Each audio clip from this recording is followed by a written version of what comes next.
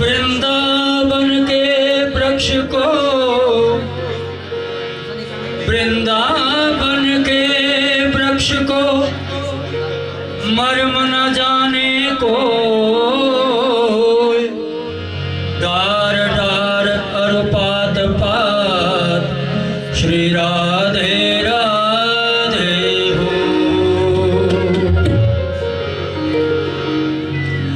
जीवन है तेरे हवाले मुरलिया वाले, बोल मुरली वाले घनश्याम की।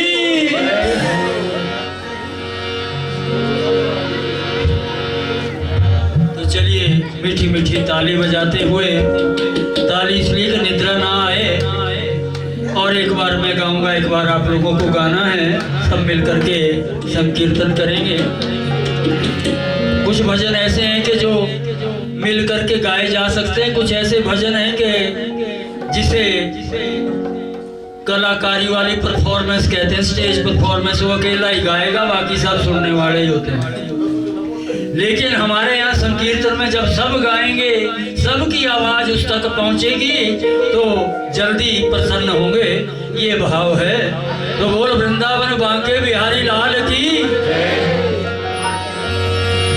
जीवन है तेरे हवाले मुरलिया वाले, जीवन है तेरे हवाले मुरलिया वाले, जीवन है तेरे हवाले मुरलिया वाले, जीवन है तेरे हवाले मुरलिया वाले, ओरे मुरलिया वाले, अरे मुरलिया वाले, ओरे मुरलिया वाले, हरे मुरलिया वाले, ओरे मुरलिया वाले, अरे मुरलिया वाले। ओरे मुरलिया वाले, हरे मुरलिया वाले, जीवन है तेरे हवाले मुरलिया वाले, जीवन है तेरे हवाले मुरलिया वाले, ओ जीवन है तेरे हवाले मुरलिया वाले। जीवन है तेरे हवाले मुरलिया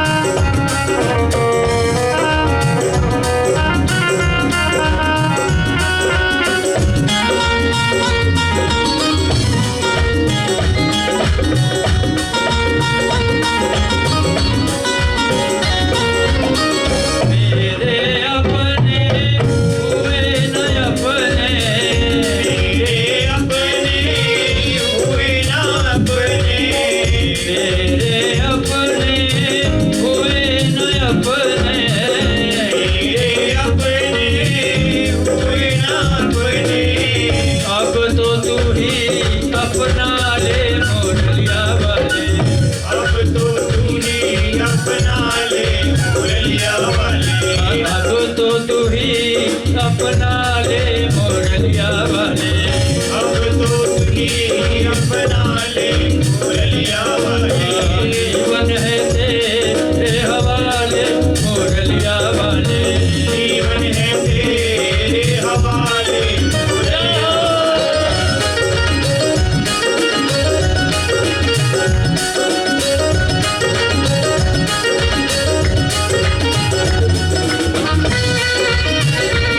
ओ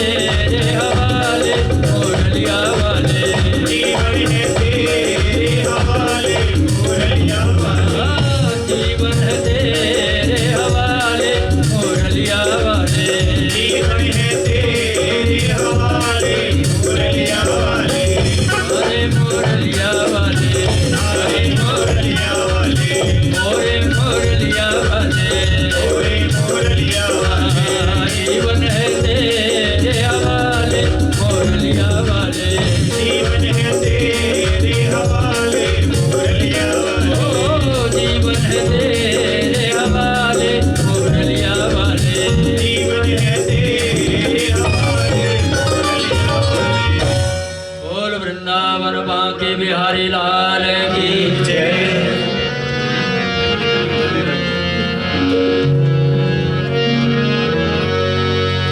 मोहन से दिल क्यों लगाया है ये मैं जानूं या वो जाने। मोहन से दिल क्यों लगाया है ये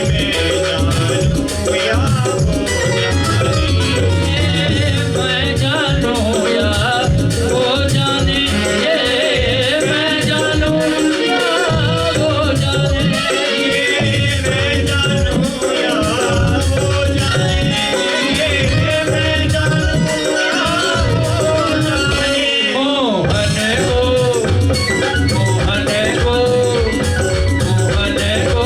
अपना बनाया है ये मैं जानूं या वो जाने।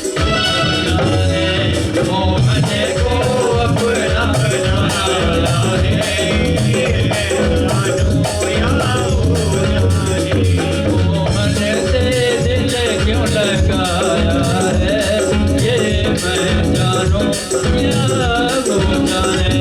मुझसे दिल क्यों लगाया है ये मैं जानूं या वो जाने।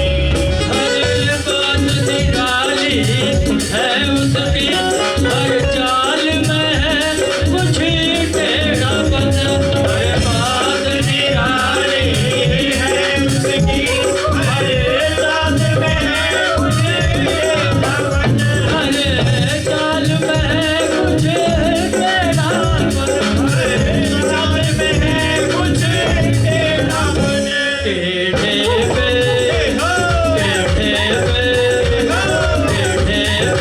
दिल क्यों आया है ये मैं जानूं या वो जाने।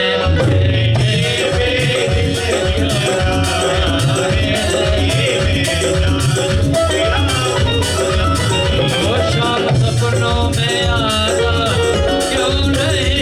शाम सपनों में आता क्यों नहीं। शाम सपनों में आता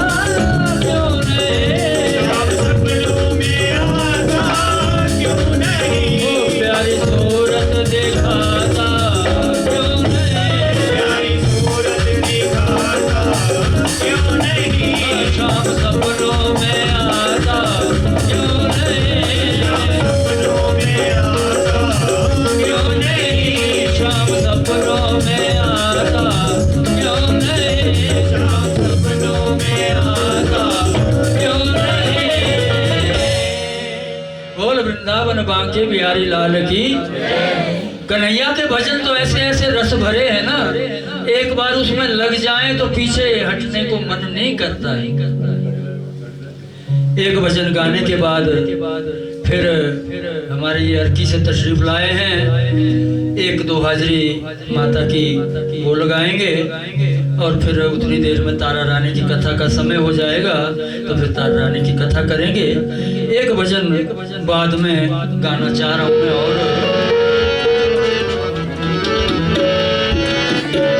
बोल वृंदावन बांके बिहारी लाल की।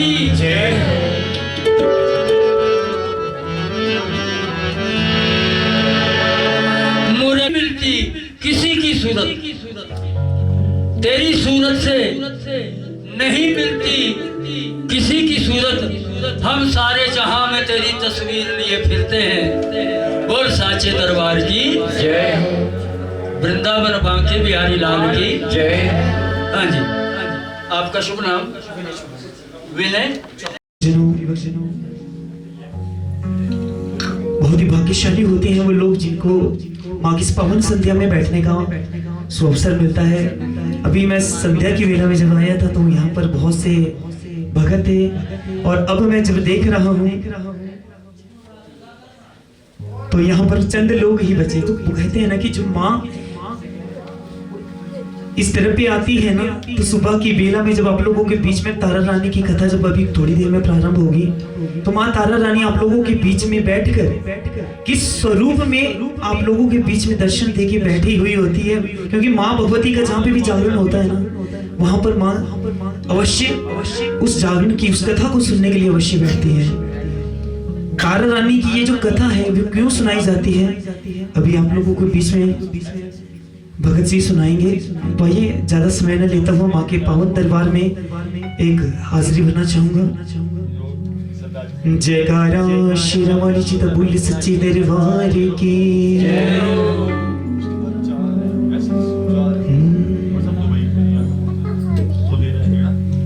हो रंग चढ़ी गयो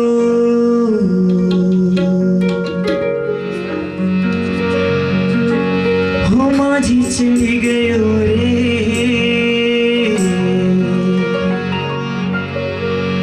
हो रंग चढ़ी गया माता लाल लाल, रंग चढ़ी गया माता लाल, रंग चढ़ी गया माता लाल लाल, रंग चढ़ी गया माता रंग लाल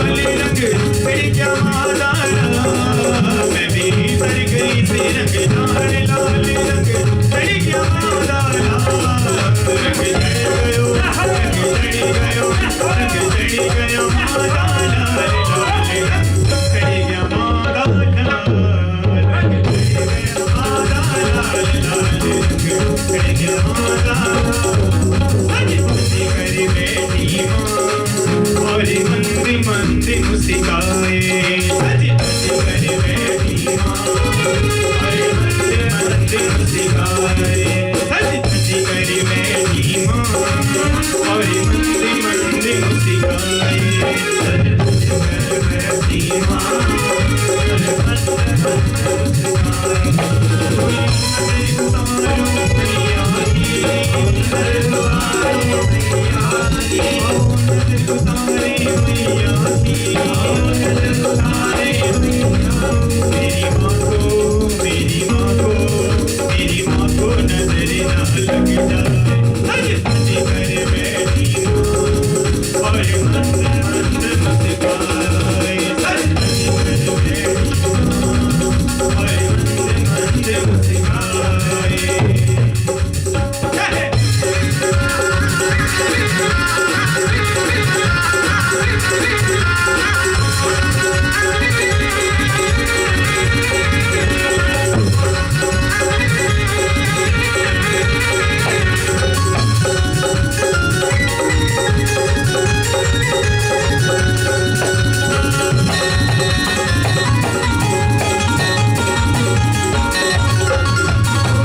काजल डिबिया ले आओ कोई काजल डिबिया ले आओ मेरी माँ को टीका लगा जाओ मेरी माँ को टीका लगा जाओ कोई काजल डिबिया ले आओ कोई काजल डिबिया ले आओ मेरी माँ को टीका लगा जाओ मेरी माँ को टीका लगा जाओ इसी प्यारी प्यारी सूरत को इसी प्यारी प्यारी सूरत को इसी प्यारे प्यारे टुकड़े को इसी प्यारे प्यारे टुकड़े को भक्तों की नजर न लग जाए सज सज कर बैठी माँ और मंद मंद मुस्काए सज सज कर बैठी माँ और मंद मंद मुस्काए पल्लू लटके मैया दा पल्लू लटके मैया दा पल्लू लटके जरा सा सीधा हो जाए मैया दा पल्लू लटके जरा सा सीधा हो जाए मैया दा पल्लू लटके मैया दा पल्लू लटके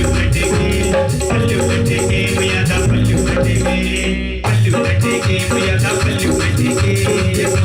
पल्लू लटके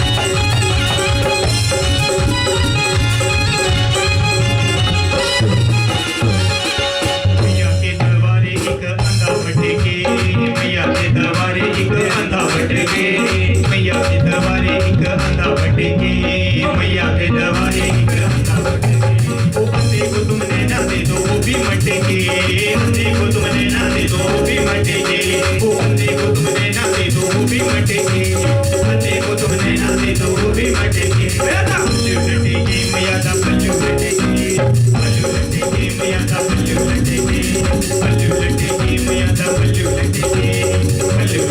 मैया दा पल्लू लटके जरा सा सीधा हो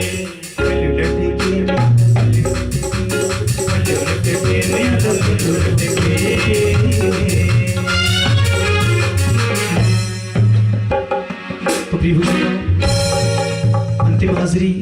माँ के दरबार में अभी काफी समय चला है। माँ की तारा रानी की पवन कथा दरबार में होनी है। सभी देवी देवताओं ने इस दरबार में पहरे लगा लिए हैं। एक हाजिरी माँ के इस पावन दरबार में बजरंगबली जी के नाम पे लगाना चाहूंगा। बोल बजरंगबली हनुमान की, बोल पवन पुत्र हनुमान की, अंजनी लाला की हो। दुनिया में कितने देवी देवता हैं जी? कुछ लोग कहते हैं 33 करोड़ है, तो कुछ कहते हैं 33 कोटि। ठीक है जी, जो कुछ लोग कहते हैं कि 33 करोड़, उनके बोलने पे चलते हैं जी। दुनिया में देव हजारों है, बजरंग बली का क्या कहना। बजरंग बली का देव हजारों है, बजरंग बली का क्या कहना। हनुमान जी का क्या कहना, बजरंग बली का क्या कहना, हनुमान जी का क्या कहना। श्री राम भगत का क्या कहना, श्री राम भगत का क्या कहना, श्री राम भगत का क्या कहना, श्री राम भगत का क्या कहना। दुनिया में देव हजारों है, बजरंग बली का क्या कहना। दुनिया में देव हजारों है, बजरंग बली का क्या कहना।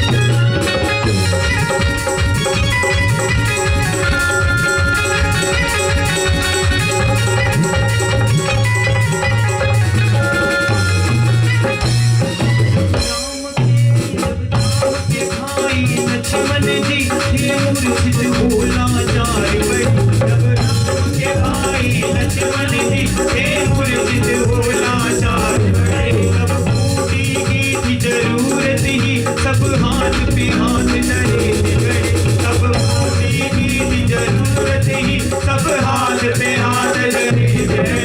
संजीवनी संजीवनी संजीवनी लाना, क्या कहना पर वो उठाना, क्या कहना। देव हजारों है, बजरंग बली का क्या कहना।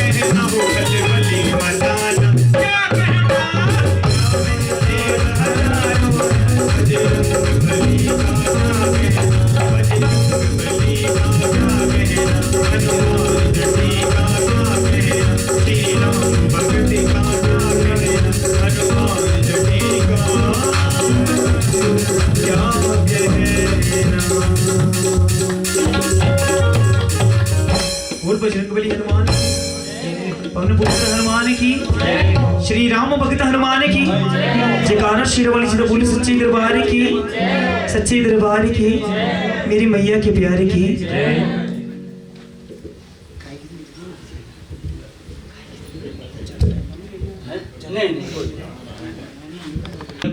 क्योंकि हम पढ़े लिखे आदमी होते हैं ना, जरा ज्यादा तार्किक होते हैं, इसलिए ज्यादा खोज में पढ़ते हैं।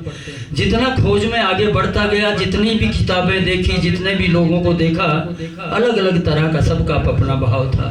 फिर मैंने सोचा कि फिर क्यों ना अपने उस्ताद जी की ही बात को पकड़ लिया जाए, जैसा भी है, जब एक ही बात है तो क्यों उसको आगे पीछे करें। तो जैसे मैंने अपने उस्ताद जी से ये कथा श्रवण की, वही मैं आप लोगों को सुना रहा हूँ। बोलिए जगदम्बे महामाया की।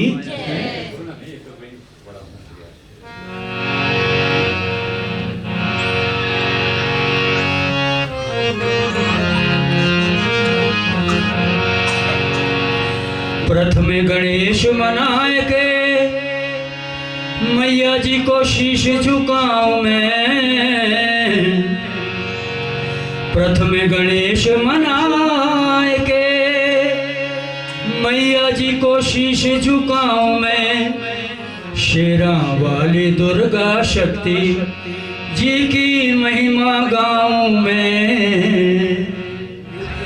ब्रह्मा विष्णु शंकर ध्यानो माँ की पूजा करते हैं, और सभी देवते मैया जी के चरणों में सिर धरते हैं। सभी देवी देवता भी इस महाभगवती के चरणों में सिर को झुकाते हैं, क्योंकि जब जब उन पर भीड़ पड़ी, जब जब उन पर संकट आया, उन्होंने आदि शक्ति जगत जननी जगदम्बे मैया को याद किया, और माँ भगवती ने उनके पुकारने पर ऐसे उन दुष्टों का संहार किया, जैसे घास के एक बहुत बड़े ढेर को अग्नि की एक छोटी सी चिंगारी जला करके भस्म करती है। ठीक उसी प्रकार माँ भगवती ने उन दुष्टों का संहार किया, और देवताओं को फिर से उनका राज्य, उनका पद उन्हें वापस दिलाया।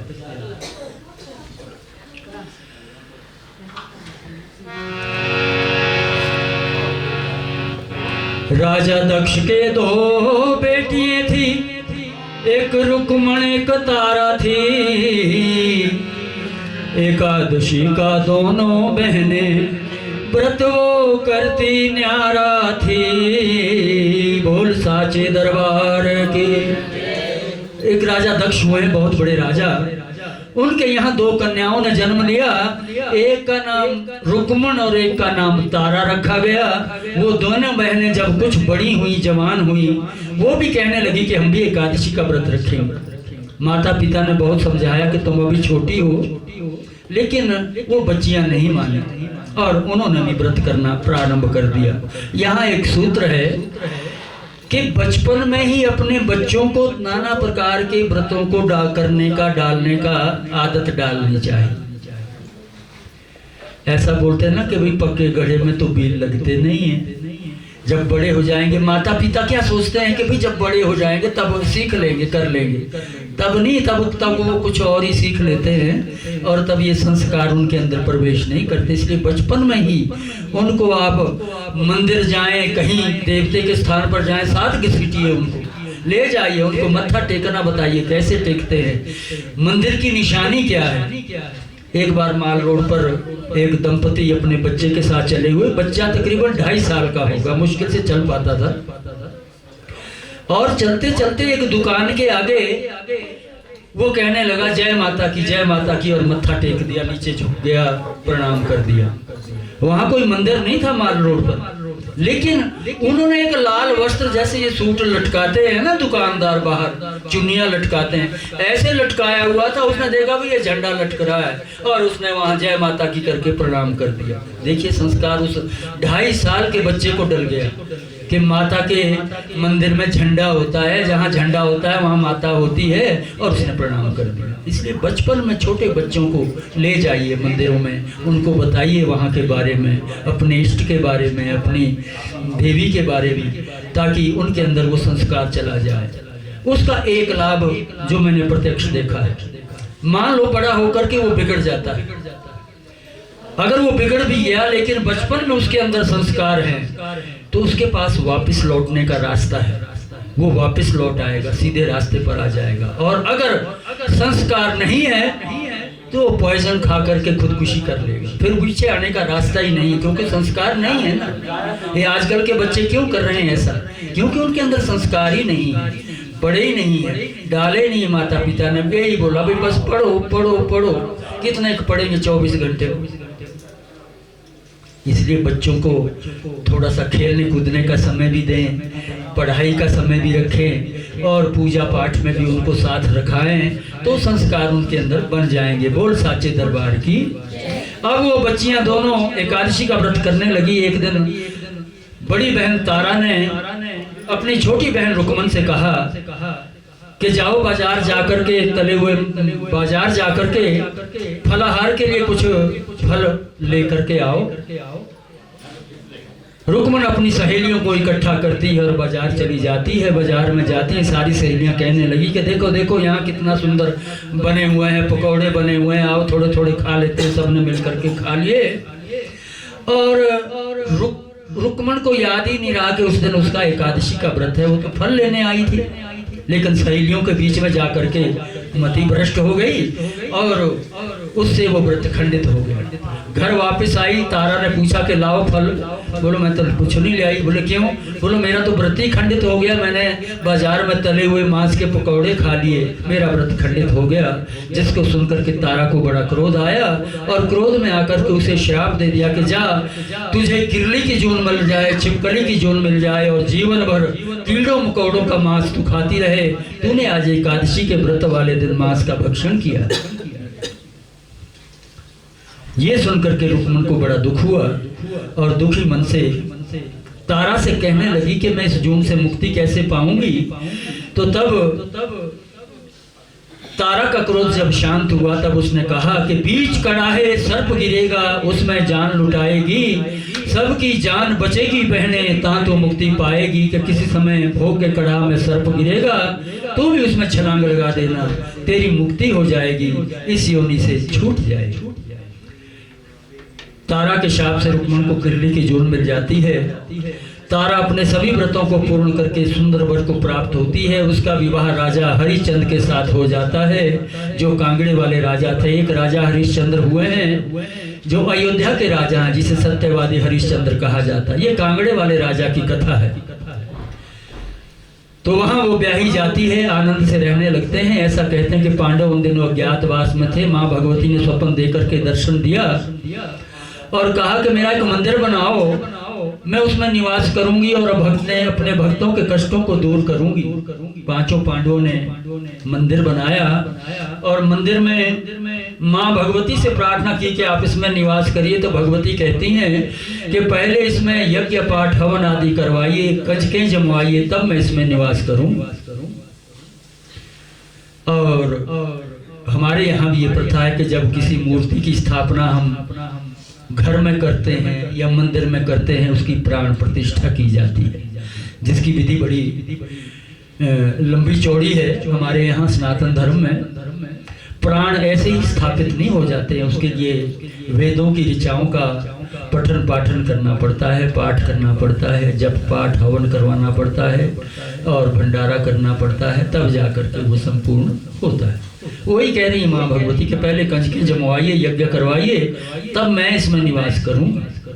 पांचों पांडवों ने यज्ञ रचाया, सभी को बुलाया, लेकिन दुर्वासा ऋषि उनसे नाराज हो गए और नाराज हो गए तो उनके यज्ञ में आने से इनकार कर दिया। जब दूत ये संदेश लेकर पांडवों के पास पहुंचता है तो पांडव बड़ी सोच में पड़ जाते हैं कि अब क्या करें। सबको निमंत्रण बांट दिए, किस किस को मना करते फिरेंगे। अब उन्होंने ये निर्णय लिया कि चलो यज्ञ कर देते हैं, बाद में दुर्वासा जी से क्षमा याचना करेंगे। पांचों पांडवों ने मिलकर के यज्ञ रचाया, सभी को बुलाया, लेकिन दुर्वासा ऋषि किसी कारणवश रुष्ट हो जाते हैं, नाराज हो जाते हैं, उनके यज्ञ में आने से इनकार कर देते हैं।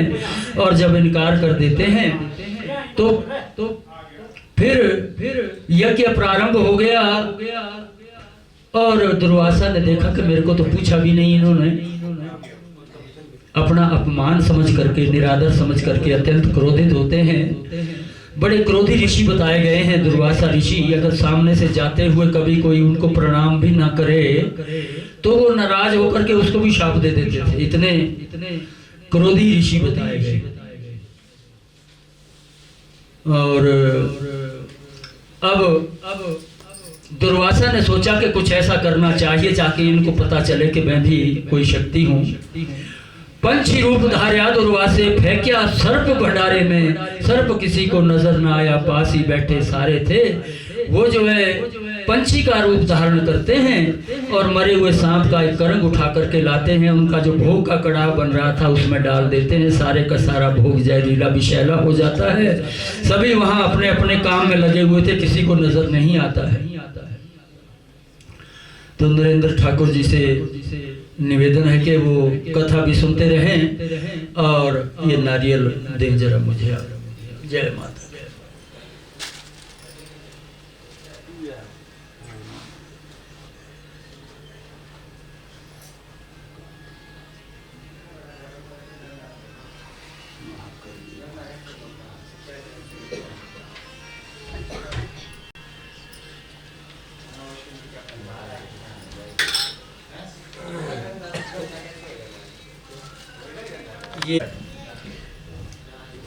अब वो शाम का समय होने लगा, भोग बंटने की तैयारियां होने लगी, लेकिन उन्हें क्या पता कि ये जहरीला भोग है। एक किल्ली एक छिपकली ये सब नजारा देखती है, सोचती है जो इस भोग को खाएगा वो तो मृत्यु को प्राप्त हो जाएगा। पर वो बेजुबान जानवर कैसे बताए उनको कि इसमें जहरीला सांप है। कई बार उसने प्रयास किया भोग के कड़ाई की तरफ जाने का, लेकिन लोगों ने ठोकर मार के फिर फेंक दिया, दूर भगा दिया उसे। अब जब कोई रास्ता नजर नहीं आया किरली को, उसने दौड़ लगाई और दौड़ करके उस भोग के कड़ाह में छलांग लगा दी और मृत्यु को प्राप्त हो गई। बोल साचे दरबार की।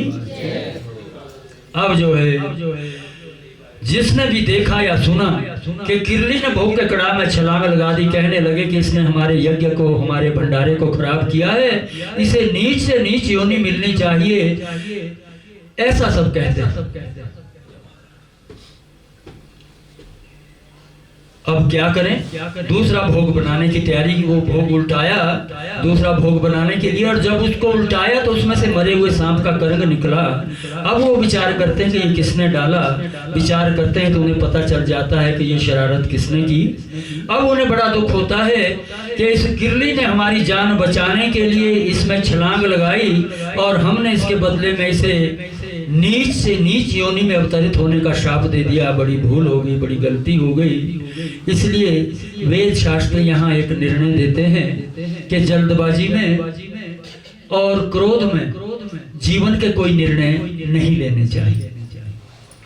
पर हमारा स्वभाव ऐसा है कि जब क्रोध आता है ना तो बस आर्या पार अभी करना, बस उसी वक्त। लेकिन शास्त्र ऐसा कहता है कि जब कभी क्रोध ज्यादा आए तो कोई निर्णय नहीं लेना। उस समय निर्णय लेने के बजाय ऐसा करना चाहिए कि ठंडे पानी का एक लोटा पीना चाहिए। लेकिन अब जिसको क्रोध आया उसको लोटा पानी का कौन देगा? जो देगा उसी के सिर में बजेगा। वो तो खुद ही करना पड़ेगा भैया, अपना इलाज अपना खुद ही। सवारी अपने सामान की खुद जिम्मेवार होती है। लेकिन जल्दबाजी में जो भी निर्णय लिए जाते हैं उसके परिणाम अधिकतर गलत होते हैं, बुरे होते हैं। इसलिए जल्दबाजी में और क्रोध में कभी कोई निर्णय जीवन का नहीं लेना चाहिए। थोड़ा सोच विचार करके निर्णय लेना चाहिए, ऐसा वेद शास्त्र कहते हैं। अब जो है सब भक्तों ने माँ भगवती के आगे प्रार्थना की कि माँ इस किरली ने तो हमारी जान बचाने के लिए इसमें छलांग लगाई, मृत्यु को प्राप्त हो गई, और हमसे गलती से जल्दबाजी में ये शाप दे दिया कि भाई नीच से नीच योनि में अवतरित हो। इसलिए माँ अब हमारी आपसे ये विनती है कि हमने अपने जीवन में जो भी कोई शुभ कर्म कमाया है उसका शुभ फल इस किरली को मिलना चाहिए, क्योंकि इसने हम सबकी जान बचाई। और जो सब जन्मों में उत्तम जन्म है, जो सब देहों में उत्तम देह है, वो इसे मिलनी चाहिए। ऐसी सब प्रार्थना करते हैं। तो इस सृष्टि में 84 लाख योनियां बताई गई हैं, जिसमें कीड़े मकोड़े, कीट पतंग, पशु पक्षी, जानवर, वनस्पति इत्यादि ये सभी आते हैं। इन सब योनियों में सबसे उत्तम योनि नर नाम की बताई गई है, मनुष्य की योनि बताई गई है, जो सब योनियों में सबसे उत्तम योनि बताई गई है। और ये योनि बड़े भाग्य से मिलती है। तुलसी बाबा भी कहते हैं रामचरितमानस में, बड़े भाग्य मानुष तन पावा, सुर दुर्लभ सब ग्रंथ ही गावा, नर तन सम नहीं कवनहु देही, जीव चराचर याचत तेहि। बड़े भाग्य से ये मानुष देह मिलती है जो सब जन्मों में, इस देह को पाने के लिए देवता भी तरसते हैं। दूसरे जीवों की तो बात ही क्या, देवता भी तरसते हैं इस मनुष्य योनि में आने के लिए। और तुलसी बाबा और भी बहुत सी सुंदर सुंदर बातें करते हैं रामचरितमानस में। क्या कहते हैं वो कि जहां सुमति तहां संपत्ति नाना, जहां कुमति तहां विपत्ति निदाना। जहाँ सुमति होती है वहाँ नाना प्रकार की संपत्ति निवास करती है, और जहाँ कुमति होती है, बुरी मति होती है, वहाँ विपत्तियां ही विपत्तियां होती हैं, बुराइयां ही बुराइयां होती हैं। हरि गुर निंदक दादुर होई, जन्म सहस्र पावतन सोही। जो गुरु की और हरि की निंदा करता है वो मेंढक की योनि में जाता है, मेनका बनता है और जीवन भर टर टर करता रहता है। इसलिए कभी या तो जान करके समझ करके गुरु को धारण करना चाहिए, लेकिन जब कर लिया उसके बाद उसकी ना निंदा करनी चाहिए और ना सुननी चाहिए। हरि की और गुरु की निंदा सुननी भी नहीं चाहिए, करने तो दूर की बात है। मान लो कहीं हो रही हो अगर, तो चार लोग बैठे हों, तरह तरह के लोग बैठे हों, तो फिर वहां अगर निंदा होने लगे तो क्या उनका सिर फाड़ना चाहिए? नहीं, हमारा वेद शास्त्र ऐसा नहीं कहता। वो कहता है कि जहां इस तरह का विचार हो रहा हो, इस तरह की बातचीत हो रही हो, आप उठिए वहां से, उनको हाथ जोड़िए और किनारे हो जाए। लड़ना झगड़ने की हमारे स्नातन में कोई इजाजत नहीं।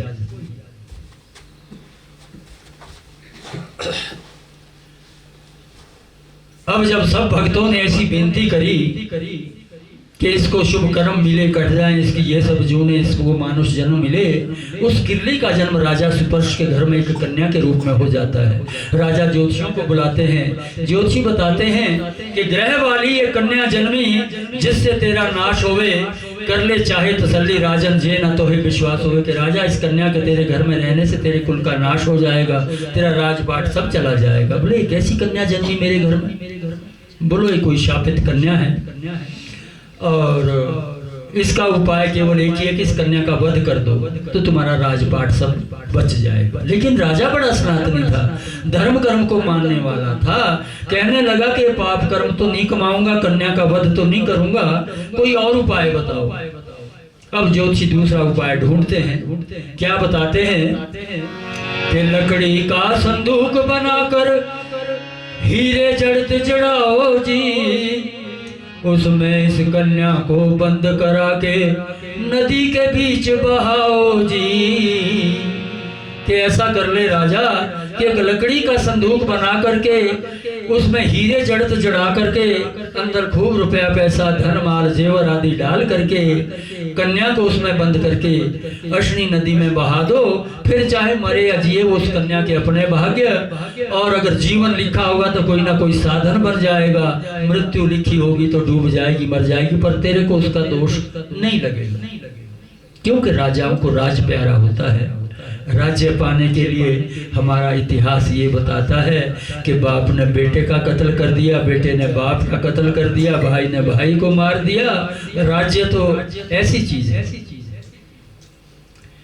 अब उसने वो लकड़ी का संदूक में कन्या को बंद करके उसमें बहा दिया नदी में। वो संदूक नदी में रुड़ता जाता, जब कहीं सीधा समतल आता तो रोती वो गुड़िया मुस्कुराती है, और जब कहीं झटके लगते धक्के लगते तो फिर वो रोने लग जाती। रोती मुस्कुराती हुई बहती चली जा रही है। रास्ते में एक पंडित जी स्नान करने आए हुए थे, और यहाँ भी कल नरेंद्र जी के यहाँ पंडित आए हुए थे। उनको पता था भाई आज जागरण है, तारा रानी कथा होनी, सवेरे संदूक आना ऊपर से कथा से, तो पहले ही चले गए नीचे बिहार की तरफ, उधर को नीचे को निकल लिए कि भाई नीचे को ही आना संदूक तो पकड़ने के लिए इस वक्त खड़े होने हो भाई, आने वाला तो होना है, इस वक्त 4 बज हुआ आने वाला है। लेकिन पंडित जी नदी के बहाव से बड़ा डरते थे, सोचने लगे कि कैसे जाएं, नदी में कैसे जाएं, उतरे कैसे। उन्हें एक भील नजर आया, उस भील से कहने लगे कि आओ मिल करके निकालते हैं। बोलो मैं निकाल तो दूंगा, पर मेरे को निकालने के बदले में क्या मिलेगा। तो पंडित जी ने एक वहां शर्त रखी कि मिलकर दोनों आओ निकालें ये संदूक जो प्यारा है, बाहर का माल पंडित कहे मेरा और बीच का माल तुम्हारा है, कि बाहर का संदूक मैं ले लूंगा, अंदर जो धन माल होगा वो सब तेरा। बोलो पंडित जी अंदर तो क्या होना, इसमें खाली होना, ये किसी ने भर के थोड़ी, दिमाग थोड़ी खराब हुआ है इसमें कुछ भर के भेजना, ये तो खाली होना, मेरे को तो कुछ नहीं मिलना। तो ऐसे ही मेरे को 150 रुपये दे दो, कहते 2-4 किलो आटा ले जाऊंगा घर में बच्चों को भोजन करवाने के लिए। लेकिन पंडित जी कहते कि ना भाई शर्त है कि भाई बाहर का माल मेरा और अंदर का तेरा। अब अगर तेरे भाग्य में कुछ है तो जरूर मिलेगा, अगर तेरे भाग्य में कुछ नहीं है तो तब तो भोले बाबा भी नहीं दे सकते।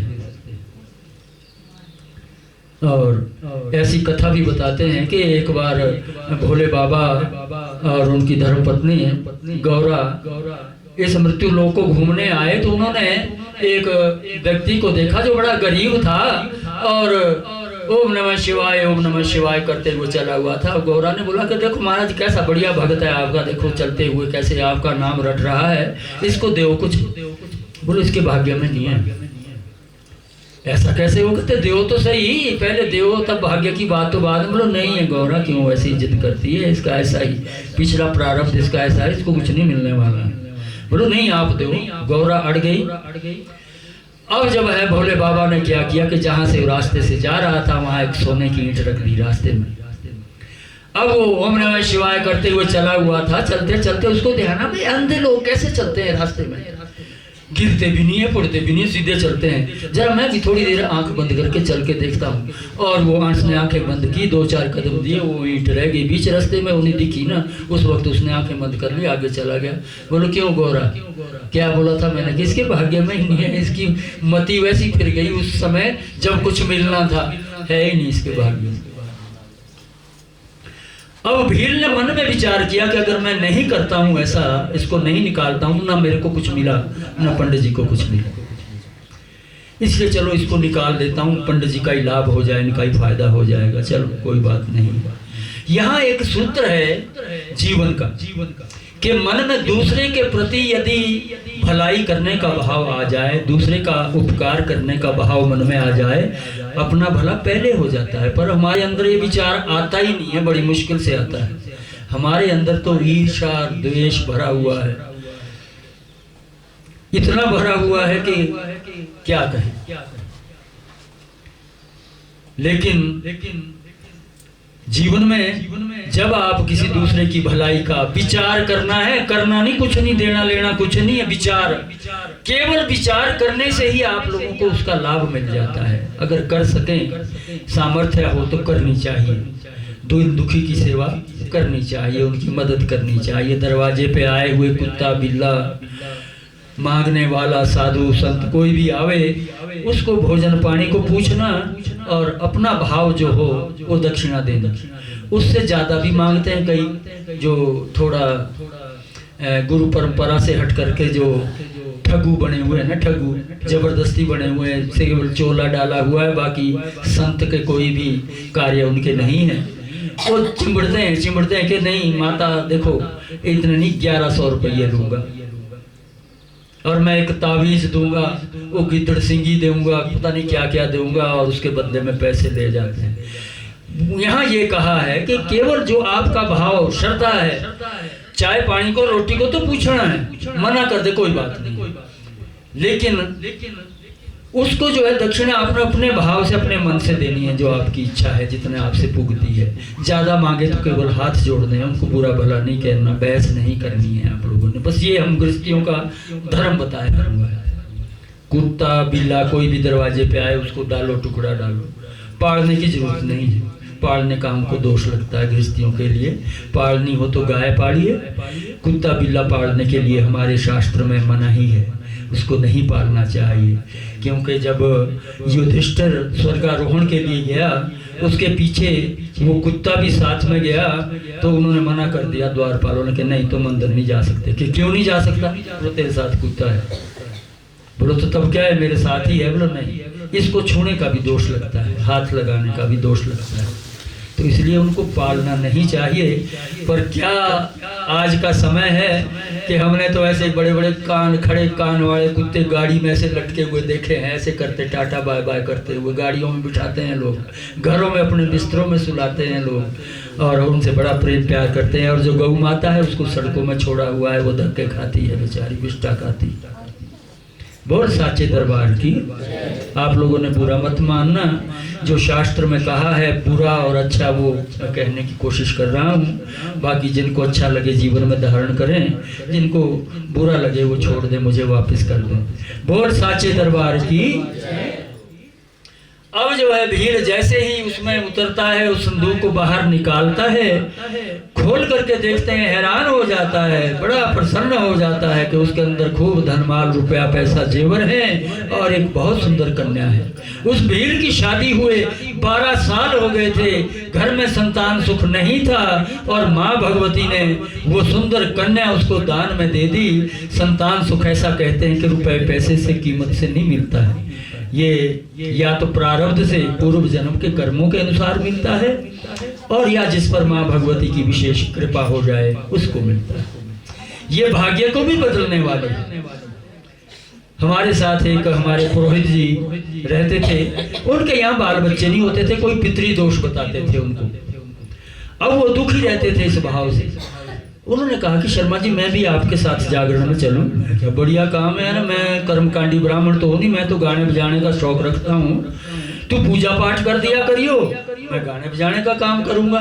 और उसने 12 साल हमारे साथ सेवा की, माँ भगवती की पूजा अर्चना की, और 14वें साल में उसके यहाँ एक सुंदर बेटा माँ भगवती ने उसको दान में दे दिया। वो सारे पितृ दोष काट दिए इस भगवती ने, इसका गुणगान करने से, इसका जागरण करने में, उनकी सेवा करने से। ये भगवती भाग्य को बदलने वाली है। हाँ, इसके साथ जुड़ना पड़ता है, इसकी सेवा में लगना पड़ता है, फिर ये कोई कमी नहीं रखती है। बोल साचे दरबार की। और आज वो बालक हमारे पुरोहित जी का, उसने संस्कृत में दिल्ली यूनिवर्सिटी से PhD की, और अब वो भागवत कथाएं करता है डॉक्टर नीरज भारद्वाज के नाम से। कुम्हाला हमारे यहाँ गांव है, कैथली घाट के सामने, वहाँ के वो रहने वाले हैं। और बहुत, जब माँ भगवती कुछ देती है तो माड़ा थोड़ी देगी, जब देने पे आ जाती है तो फिर तो ऐसा देगी कि जो सारे संसार में उजाला करने वाला है। बोल साचे दरबार की। और हम भी इसीलिए इस माँ भगवती का दामन पकड़ करके इसके पीछे चले हैं कि क्योंकि ये देने वाली है, इसने दिया ही दिया है। बाकी तो हमारा अपना कर्म है, वो तो हमको भोगना ही है। अपने सुख दुख जो है हमारे कर्मानुसार है, लेकिन अगर इसके साथ जुड़ेंगे तो वो थोड़ा उसका प्रभाव कम होगा, उसको सहन करने की शक्ति ये देने वाली है कि जो बड़े से बड़ा दुख भी आएगा वो बहुत छोटे में निकल जाएगा। ये इसकी कृपा।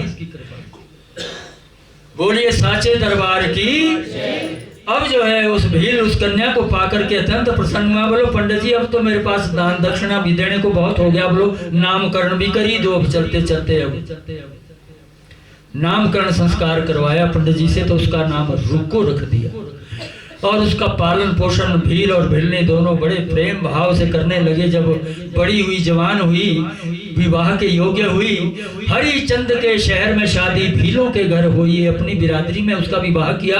कहाँ? कांगड़े में, हरिचंद के शहर में। उसके जो सास ससुर थे राजा के यहाँ आंगन बुहारी का काम किया करते थे, और एक दिन रुको भी चली जाती है महल देखने, तो महल के अंदर से आवाज आती है कि रुको बहन, अंदर राजा मैं तेरे से कुछ बात करना चाहते हैं।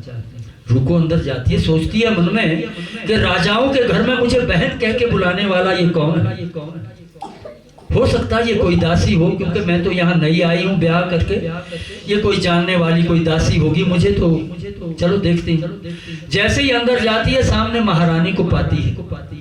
महारानी से प्रश्न करती है, रुको बोली तू महारानी, मैं एक छोटी सी नारी हूँ, फिर कैसे बहन तुम्हारी हो? तुमने मुझे बहन कैसे कहा?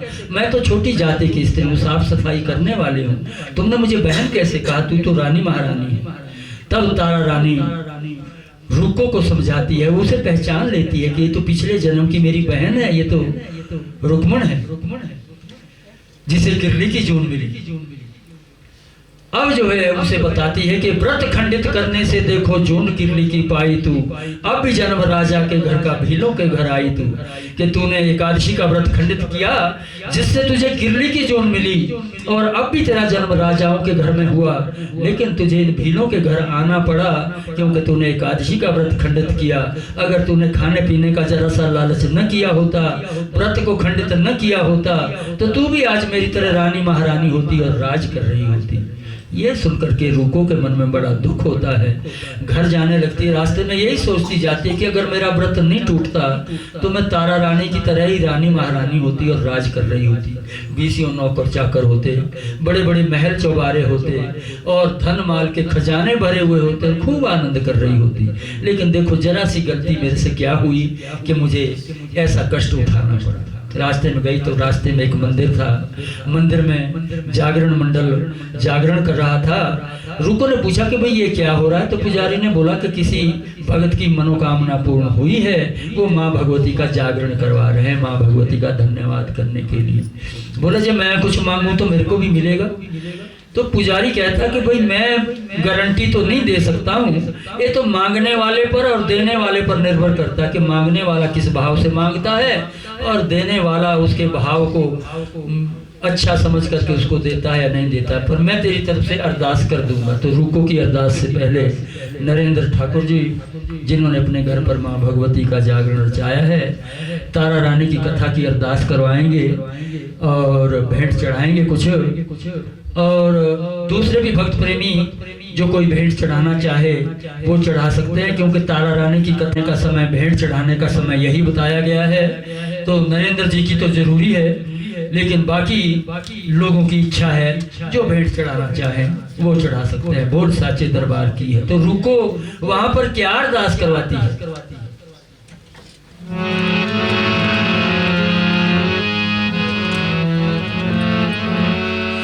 पूजा कंजका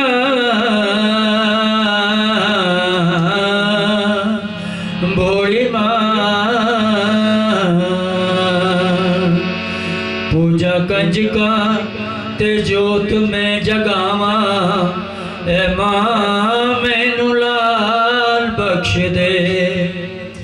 माँ किसे दी मैं भी कहावा, ए माँ मैनू लाल बख्श दे। तेरी गोदी फुल्ला परी मेरी गोदी खाली है, कुल दा चराग दे दे मैया जोता वाली है। दे दे लाल लाल चोला लेके आवा, है माँ मैनू लाल बख्श दे। माँ किसे दी मैं भी कहावा, है माँ मैनू लाल बख्श दे। ए माँ मैं तेरी जोत जलाऊं, तेरा जागरण करवाऊं, अगर मेरे यहाँ एक बेटा हो जाए, मेरे सूने घर में उजाला हो जाए। ऐसी अरदास तारा रानी की कथा में वो करवाती है।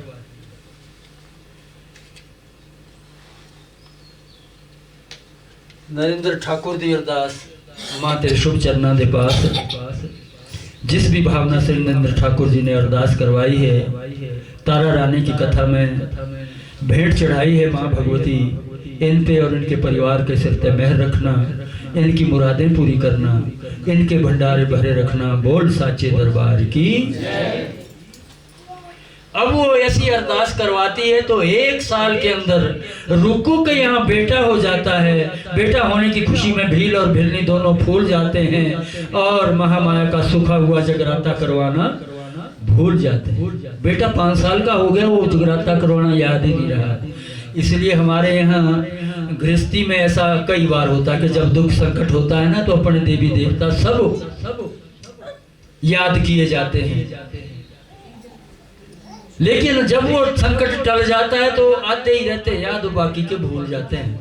और जिसका हमको जब दोष लगता है तो तब हमको कष्ट होता है, तब हम उसको ढूंढने लगते हैं कि भाई कहाँ गलती हुई। इसलिए जीवन में अगर कोई सुख ना सुख है तो उसको पूरा करना तुरंत याद रखें। जैसे ही आप संकट से बाहर निकले तुरंत करें, उसमें इंतजार न करें, क्योंकि समय का कोई पता नहीं है कब बदल जाए। और अगर रह गया तो फिर अगले जन्म के लिए वो बोल खड़ा रह जाएगा, अगला फिर जन्म लेना पड़ेगा और उस बोल को फिर चुकाना पड़ेगा। इसलिए आप लोग इस चीज का ध्यान रखें। बोल साचे दरबार की जय हो। जिस भी भावना से दोनों बच्चियों ने माँ भगवती के चरणों में भेंट चढ़ाई, माँ भगवती इनके सिर पे भी मेहर रखे, इनकी मुरादें पूरी करे, महामाया इनके भंडार भरे रखे। बोल साचे दरबार की। अब क्या हुआ कि जब वो 5 साल का हो गया और जगराता करवाना याद नहीं रहा तो वो बेटा बीमार पड़ जाता है। बहुत इलाज करवाते हैं, डॉक्टरों के पास जाते हैं, बड़ी दवाइयां की, लेकिन वो ठीक नहीं होता। उसको 15 दिन हो गए, आज बेसुध पड़ा हुआ है, ना हिलता चुलता है ना बोलता चलता है, बस पड़ा हुआ है। रुको बड़ा दुखी बेचारी माँ का हृदय रोए बार बार कि अब मैं क्या करूं। और फिर वो स्नोडन ले गई। स्नोडन में बोला भाई यहाँ तो बड़े भारी टेस्ट टूस्ट कराने पड़ते हैं, बड़ा टाइम लगता है। बोलो तेंजिंग हॉस्पिटल चलो, प्राइवेट में जल्दी हो जाते हैं। वहां भी ले गई, टेस्ट निकाले तो सारे ठीक, बाकी वो होश में आ नहीं रहा, बोलता है। बोलो अब इसको घर ही ले जाओ, कहते इसका इलाज हमारे पास कोई नहीं है, डॉक्टरों ने मना कर दिया। अब वो तारा रानी के पास जाती है कि भाई मेरा बेटा बीमार है और वो ठीक नहीं हो रहा, सारे डॉक्टरों को भी दिखा दिया, वैद्यों को भी दिखा दिया, लेकिन ठीक नहीं हो रहा। तो तारा कहती है कि याद कर तेरे से कोई भूल तो नहीं हुई, कोई गलती तो नहीं हुई। बोलो मेरे को तो याद नहीं आ रहा है। बोलो तेने कोई मन्नत मानी हो, कोई मनौती की हो और फिर याद ना रही हो। बोलो सच बोलूं तो मेरे को कुछ याद नहीं आ रहा। बोलो तो ऐसा कर ले, घर जा, जहाँ तेरा पूजा का स्थान है वहां पर तेने जोत जलानी और जोत जला करके माँ भगवती से प्रार्थना करनी है कि माँ मेरे से कोई भूल हुई है, मुझे याद दिला दे ताकि ये मेरा बेटा ठीक हो जाए। घर जाती है, जोत जलाती है, रो रो करके माँ भगवती से प्रार्थना करती है कि माँ मेरे से कोई भूल हुई है, मुझे याद नहीं आ रही है और मेरा बेटा बहुत बीमार है, लाचार है, 15 दिनों से ना बोलता चलता है, ना खाता पीता है, ना हिलता डुलता है। इसलिए माँ मेरी भूल मुझे याद करा दे ताकि मैं उस भूल का निवारण करके मेरा ये बेटा ठीक हो जाए, राजी हो जाए। अभी वो इस तरह से प्रार्थना लेट करके कर ही रही थी कि वो जो बालक बेसुध पड़ा हुआ था वो कुछ बड़बड़ाने लगता है, मुंह से कुछ बोलने लगता है। रुको जाती है उसके पास, बेटे के पास जाकर के बेटा मैंने अपनी तरफ से तो सब कुछ कर लिया, मेरा तो कुछ चल नहीं रहा, तू बोल मैं कैसा क्या करूं कि जिससे तेरे को आराम मिले, सुख मिले, तू ही बोल, अपने मुंह से बोल ले। तो वो छोटा सा बालक क्या कहता है, 5 साल का बालक अपनी माता से क्या कह रहा है। उसकी बातें सुनी ना कि मैंने सारा कुछ कर लिया लेकिन मेरी चली नहीं है, अब तू बता के मैं क्या करूं। तो छोटा बालक क्या कहता है अपनी माता से, रूको से, कि दर मोरा काम कुछ कराए दे, पता मेरे मोरियो जाना, कि माँ कोई धर्म का काम मेरे हाथ से करवा दे, पता नहीं मैंने बचना तो है नहीं पर कोई थोड़ा सा धर्म का काम ही करवा दे। धर्मरा काम कुछ कराए दे, पता मेरे मोरियो जाना, पता मेरे मोरियो जाना, पता मेरे मोरियो जाना।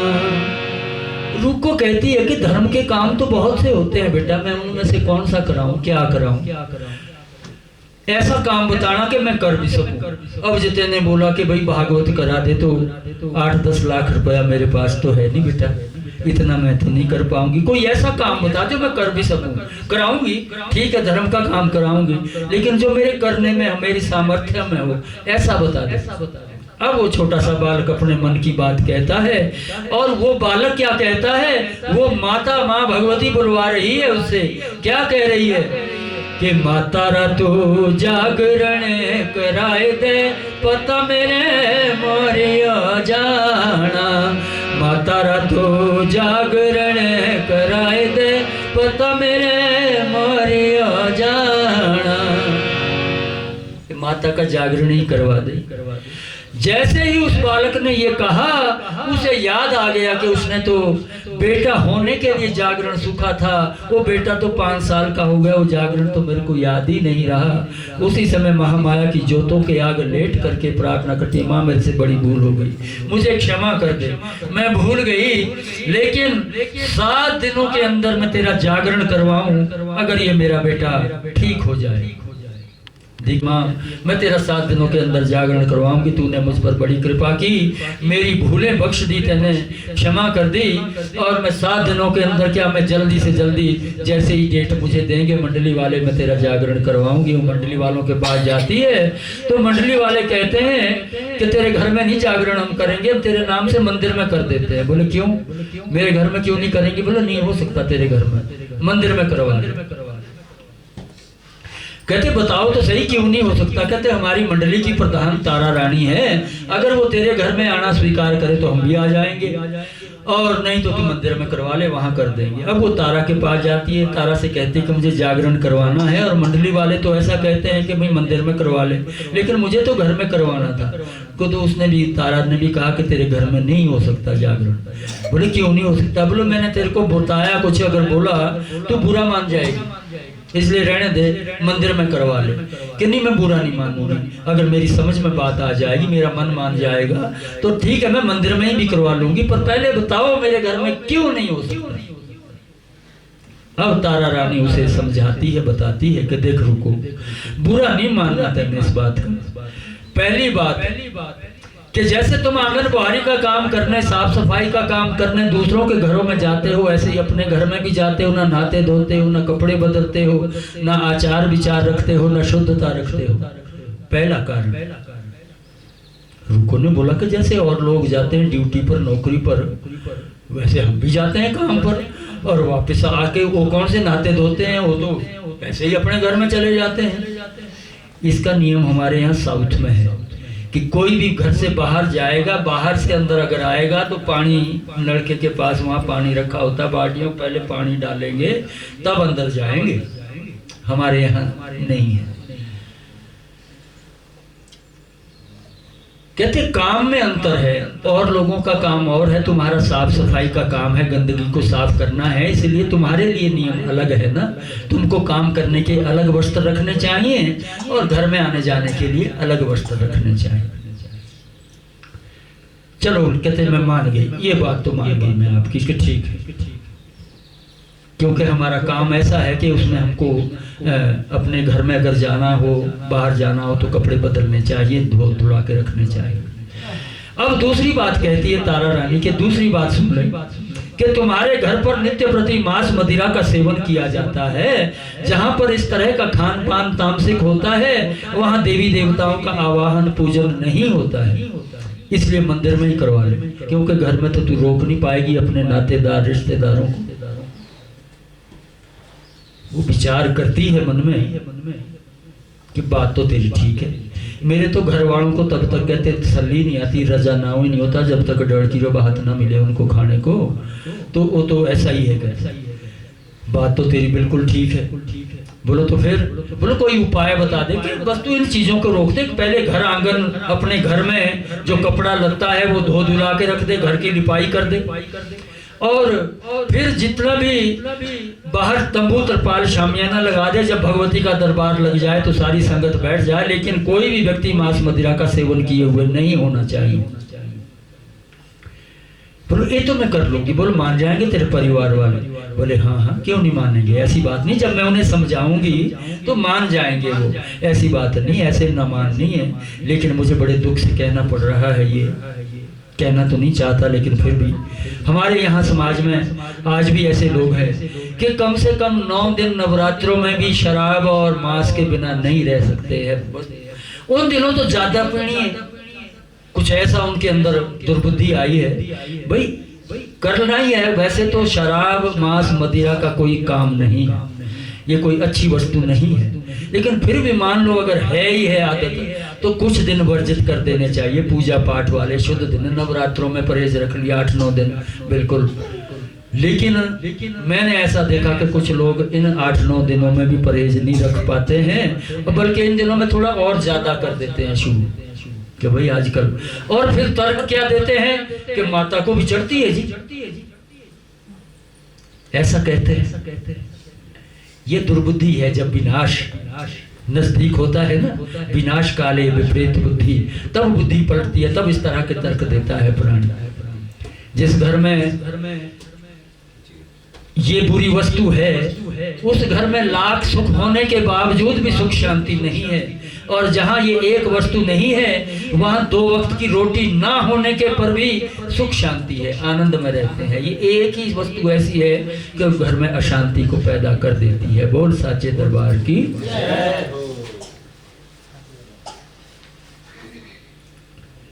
अब जो है रूह को खुश हो जाती है कि ये तो मैं कर लूंगी, मेरे परिवार वाले भी मान जाएंगे। और हमारे यहाँ भी एक ऐसा नियम होता था कि जब हमारे कुल देवता फेरी पर आते थे घरों में, तो घर की लिपाई करनी पड़ती थी। घर के अंदर जो कपड़े लत्ते होते थे धो धुला के रखने पड़ते थे, तब देवता आता था, उसको अंदर घर में बिठाते थे। ये हमारे यहाँ भी प्रथा थी। लेकिन अब नए जमाने में नया काम शुरू हो गया है। अब तो बस गंगा जल लिया, छींटे जे दिए और जय माता की।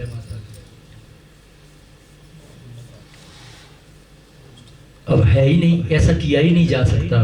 पहले तो 2-4 खिलटू होते थे ना घर में, बदोए दलाए बाहर और डाल दिए सूखने को। जितनी देर में देवता आना, हफ्ते 15 दिन में उतनी देर में सोख सुखा करके अंदर रख दिए, कर ली। अब तो रजाइयाँ किसने धोनी बताओ आप, बड़े बड़े कंबल हैं वो किसने धोने हैं। अब तो ये भी छीटा जाए विधिया, तो तब उतना भी बहुत है। चलो सब बोल साचे दरबार की।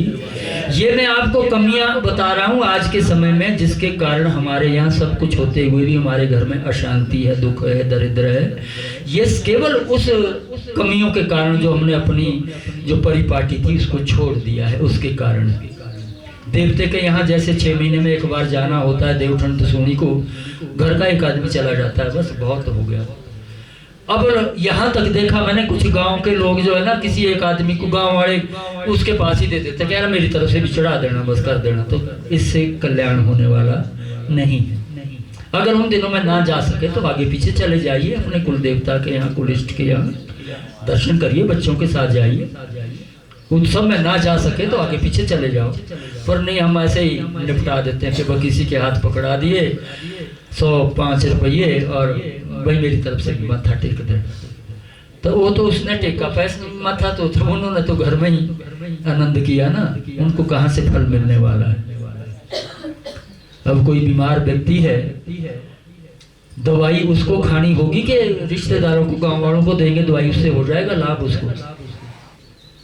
किसी के पेट में दर्द है, उसको गोली देनी है खाने को, तो क्या वो दूसरे को दे देंगे गांव पड़ोस वाले को कि भाई तू ही खा ले रहा चल मेरी तरफ से, तो राम क्या हो जाएगा, उसकी पेट की दर्द ठीक होने वाली। तो खुद जाना पड़ेगा, अपने आप जा करके स्वयं करना पड़ेगा। बोल साचे दरबार की।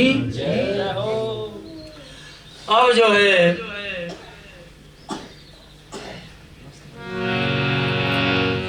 रुको सबको निमंत्रण देती जाती है और मंडली वालों को चावलों से भरा हुआ गिलास देती है कि कहा है तारा रानी ने कि सब समय से आ जाएं, मैं भी आ जाऊंगी। वह राजा का नाई है जो शिकायत कर देता है दूसरे दिन राजा से कि राजा तेरी पत्नी भीलों के घर जाएगी और क्षत्रिय कुल की मर्यादा को दाग लगाएगी। बोलो कैसे जाएगी, मैं उसको जाने ही नहीं दूंगा।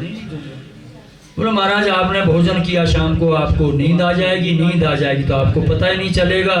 जितने आपने 8 बजे सवेरे उठना है वो तो 4 बजे ही आ जाएगी, जागरण खत्म करके आपको पता ही नहीं चलेगा। बोले बात तो तेरी ठीक है, नींद तो मेरे को खाना खाने के बाद एकदम से आ जाती है। जो जल्दी ना जाए ना तो फिर 4 आदमी को उठा के ले जाना पड़ता है मेरे को बिस्तरे पर, मेरी तो ऐसी हालत है। बोलो तो फिर इसकी एक तरकीब बताता हूँ। बोले हाँ क्या, कि एक ऐसा कर ले कि अपने हाथ की उंगली में एक जरा सा चीरा लगा दे, थोड़ी सी काट ले उसको और उसमें थोड़ा सा नमक लगाना, जिससे सारी रात तेरे को नींद ही नहीं आएगी।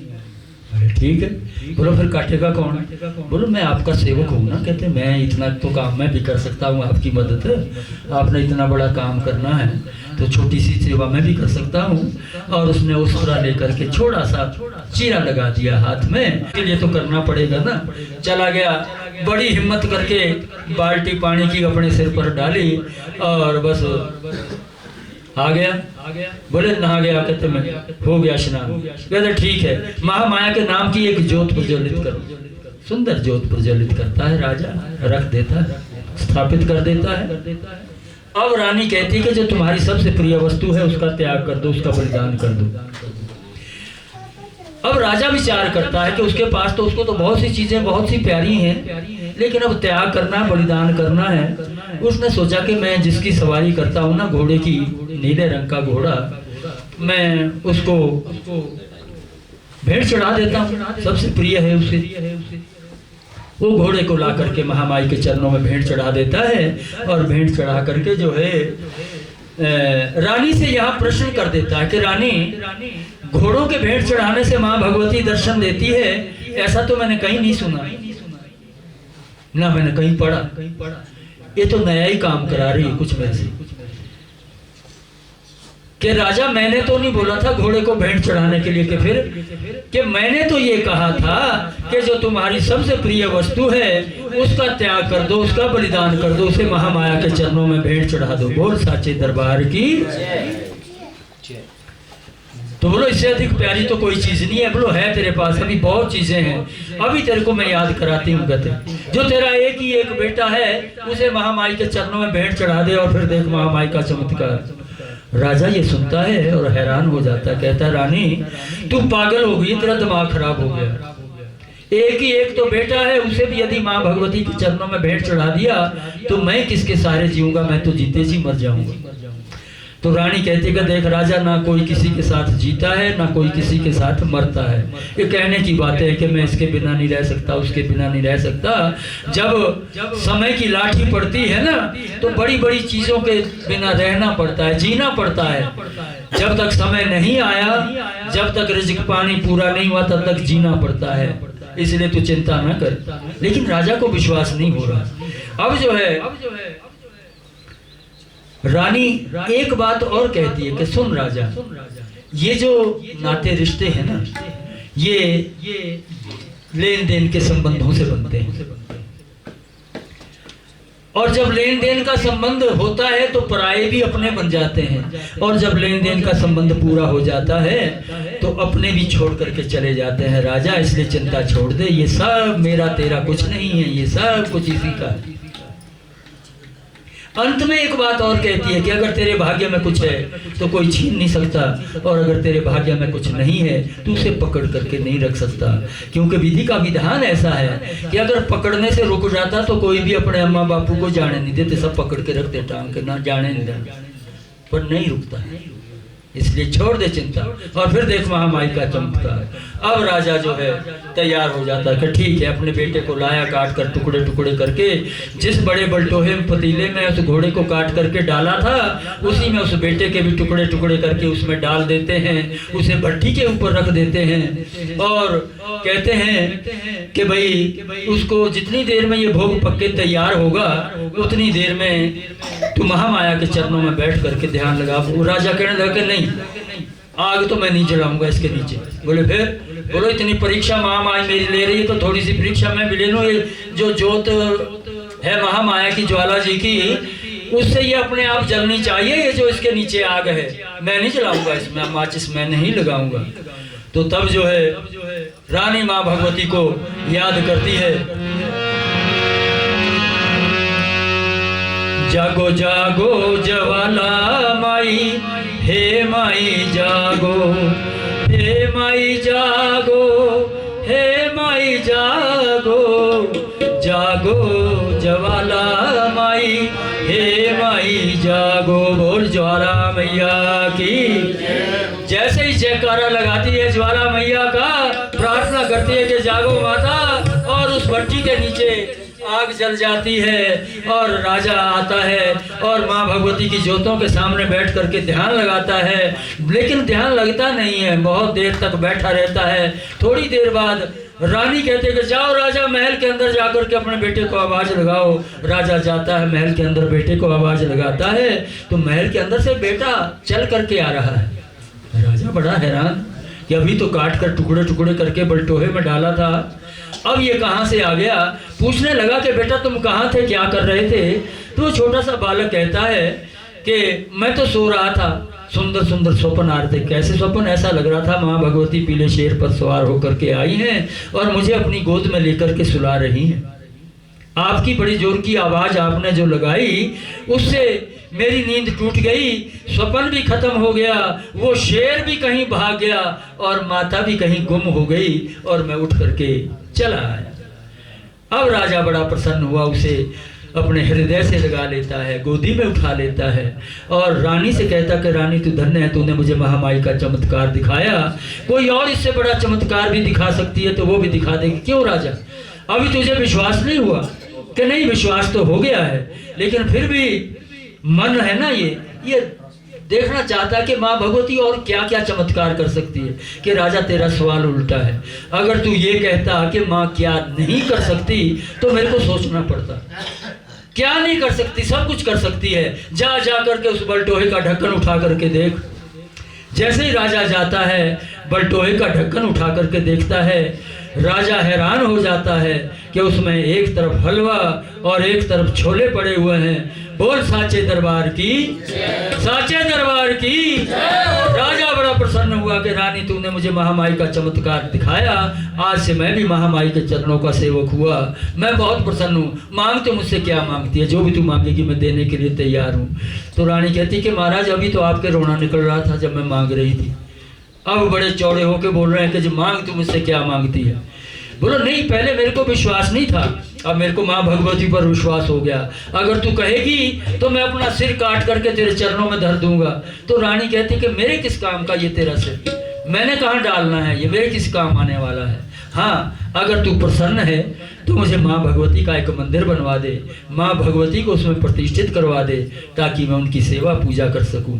राजा सुंदर मंदिर बनाता है, माँ भगवती को उसमें प्रतिष्ठित करता है। जब तक राजा रानी जीवित रहते हैं उनकी सेवा करते हैं, पूजा अर्चना करते हैं, अंत में उन्हें सदगति की प्राप्ति हो जाती है, मोक्ष की प्राप्ति हो जाती है। बोल साचे दरबार की, साचे दरबार की। अब बताइए कि भाई मंदिर तो घर में आपके भी है, सबके होता है, फिर तारा रानी ने एक क्यों बोला कि मेरे को एक मंदिर बनवा दो, उसमें मूर्ति प्रतिष्ठित कर दो? क्योंकि जो हमारे घर का मंदिर है ना, इसमें हमारे नर नाम से अनेक अशुद्धियां रह जाती हैं, और जो मंदिर बनाया जाता अलग से, वहाँ पर नित्य प्रति पाठ पूजा अर्चन होता रहता है, वहाँ की वाइब्रेशन अलग होती है। इसलिए हमको बार बार वहाँ जाना चाहिए, मंदिरों में जा कर के मत्था टेकना चाहिए। वहाँ अपने घर पर तो नियम बनाएं सुबह शाम का, लेकिन कभी कभी मंदिर में भी जाएं, वहाँ की वाइब्रेशन को, वहाँ की जो शुद्ध हवा है, वहाँ का आशीर्वाद भी आप लोगों को लेते रहना चाहिए, इसलिए वहाँ जाना चाहिए। बोल साचे दरबार की। ये थी श्रोत्राद्वायुश्च प्राणश्च मुखादग्निरजायत, दीपो ज्योति परब्रह्म, दीपो ज्योति जनार्दनः, दीपो हर्तु मे पाप, दीप ज्योति नमोस्तुते। कलगी गर्भसम्भूतं कर्पूरं च प्रदीप्तं, आरार्तिकहं गुरु हे आरती का हूँ मैया,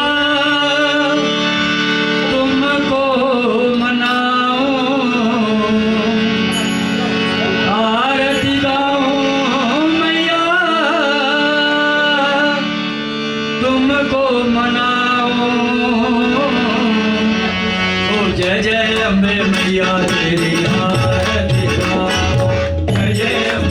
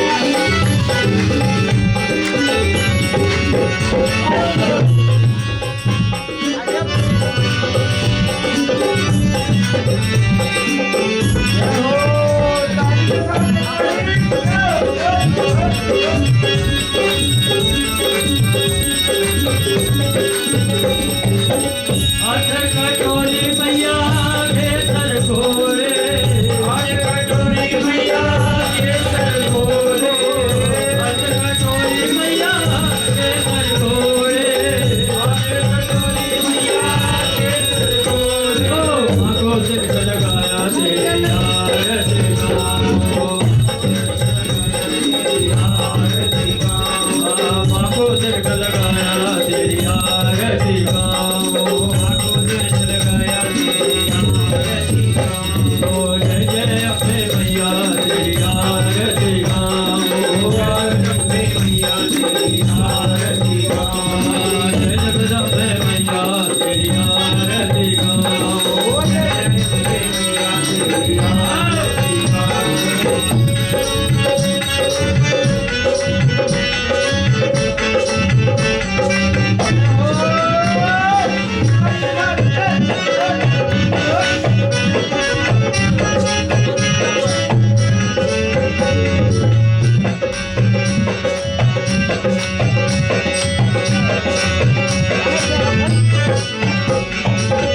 पान सुपारी मैया ध्वजा बन लेरा, पान सुपारी मैया ध्वजा बन लेरा, पान सुपारी मैया ध्वजा बन लेरा, पान सुपारी मैया ध्वजा बन लेरा। आपको भेंट चढ़ाया तेरी आरती गाओ, जय जय अम्बे मैया तेरी आरती गाओ, जय जय अम्बे मैया तेरी आरती गाओ, जय जगदम्बे मैया तेरी आरती गाओ, जय जगदम्बे मैया तेरी आरती गाओ।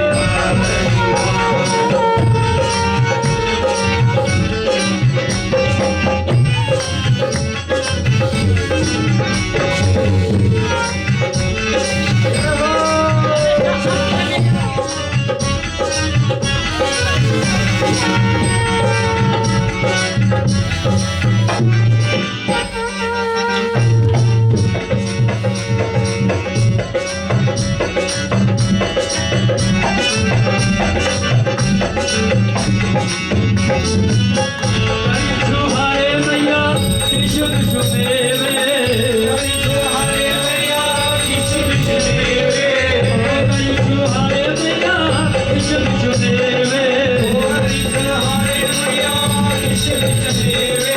माँ को भोग लगाया तेरी आरती गाओ, माँ को भोग लगाया तेरी आरती गाओ, माँ को भोग लगाया तेरी आरती गाओ, माँ को भोग लगाया तेरी आरती गाओ। जय जय अम्बे मैया तेरी आरती गाओ, जय जय अम्बे मैया तेरी आरती गाओ।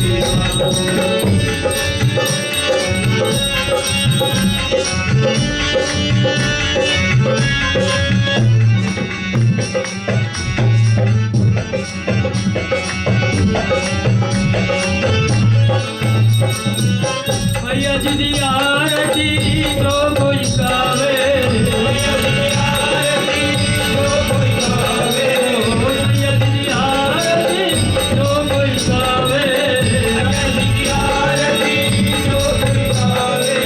दुख दरे तर मैया तेरे नयावे, दुख दरे तर मैया तेरे नयावे, दुख दरे तर मैया तेरे नयावे, दुख दरे तर मैया तेरे नयावे। मनवांछित फल पाया तेरी आरती गाओ, मनवांछित फल पाया तेरी आरती गाओ, जय जय अम्बे मैया तेरी आरती गाओ, जय जय अम्बे मैया तेरी आरती गाओ, जय जगदम्बे मैया तेरी आरती गाओ, जय जगदम्बे मैया तेरी आरती गाओ, जय जय अम्बे मैया तेरी आरती गाओ, जय जय अम्बे मैया तेरी आरती गाओ। माफ करी माँ बुला, माफ करी माँ बुला, माफ करी माँ बुला, माफ करी माँ बुला, माफ करी माँ बुला, माफ करी माँ बुला, माफ करी माँ बुला, माफ करी माँ। मैया मैं बुलनहार, मैया बुलनहार, मैया तू है बख्शनहार, मैया तू है बख्शनहार, मैं डोल रहा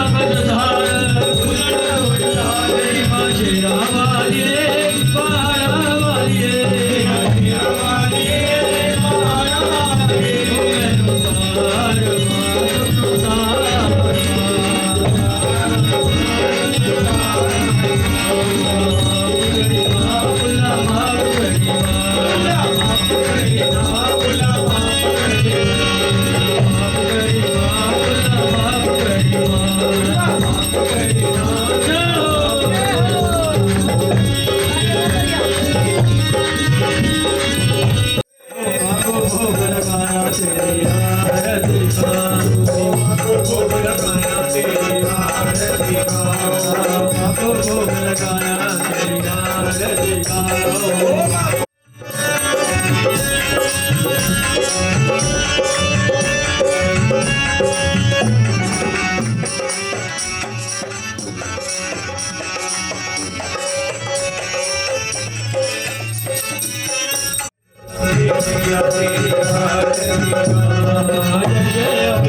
आरती गाओ।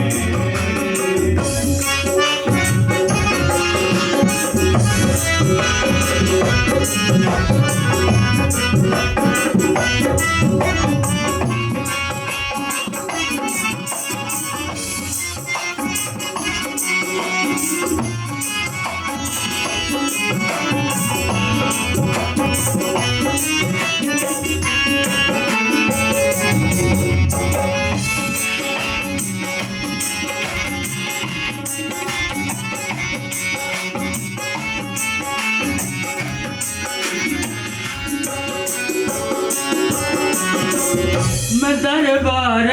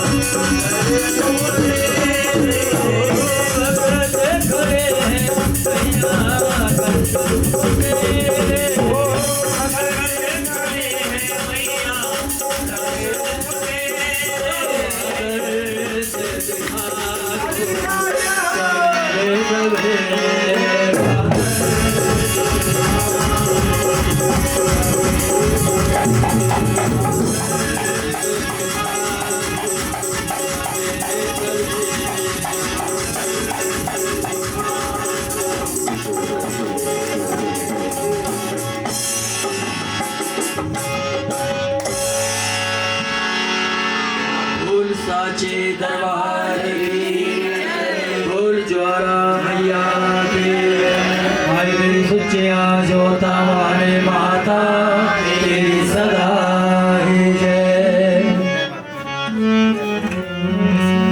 ओम अपराध सहस्राणि क्रियन्ते अमृषमया दासोन्तिमां मत्वा।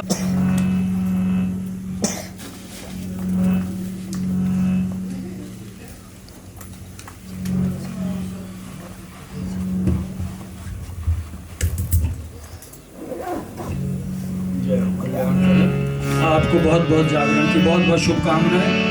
माँ भगवती आप सबके सिर पे मेहर रखे, आपकी मुरादें करे, आपके भंडारे भरे रखे।